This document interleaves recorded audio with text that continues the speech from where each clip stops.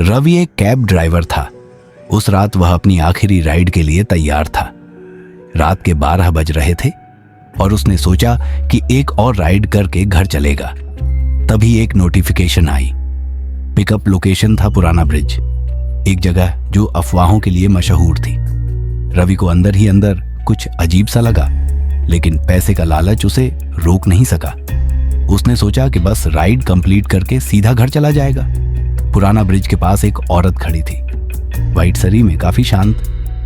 रवि ने कैब रोकी और उसने अंदर बैठकर कहा कि उसे साहिल नगर जाना है।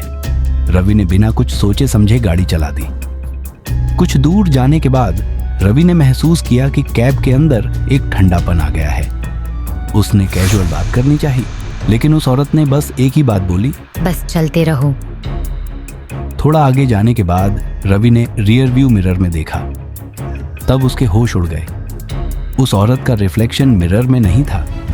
रवि का दिल जोर जोर से धड़कने लगा, लेकिन उसने अपने आप को संभाला और सोचा कि शायद ये उसकी थकान का असर है। लेकिन फिर औरत ने एक अजीब सवाल पूछा, तुम न्याय में विश्वास करते हो? रवि ने डर के मारे चुप रहना ही ठीक समझा। थोड़ी देर के बाद औरत ने कहा, तुम यहाँ से राइट लो।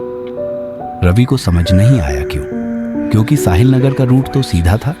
उसने कहा कि यह रास्ता गलत है, लेकिन औरत ने एक बार फिर कहा कि टर्न लो। रवि मजबूर हो गया। अब गाड़ी एक डिजर्टेड एरिया की तरफ जा रही थी और रवि का डर बढ़ता जा रहा था। थोड़ी देर बाद वह एक पुराने और सुनसान घर के पास पहुंच गए। औरत ने धीरे से कहा, यह वही जगह है जहां मुझे मारा गया था। रवि का चेहरा पीला पड़ गया। उसने कभी नहीं सोचा था कि उसका सामना एक ऐसे राज्य से होगा। औरत ने अपनी कहानी शुरू की। उसका नाम मीरा था। उसने बताया कि एक आदमी राजीव ने शादी का वादा करके उसे यहाँ बुलाया था, लेकिन उसने धोखा दिया और उसका खून कर दिया। राजीव अब साहिल नगर में एक नई जिंदगी जी रहा था, बिना किसी सजा के। रवि ने गाड़ी स्टार्ट करने की कोशिश की, लेकिन इंजन चल ही नहीं रहा था। तब मीरा ने कहा कि रवि उसकी मदद करे। रवि ने डर के मारे उसकी बात मान ली। वो राजीव के घर पहुंच गए। रवि का दिल जोर जोर से धड़क रहा था। राजीव दरवाजा खोलते ही एकदम शॉक में आ गया। उसने मीरा को देखते ही कन्फेस कर लिया कि उसने उसका मर्डर किया था।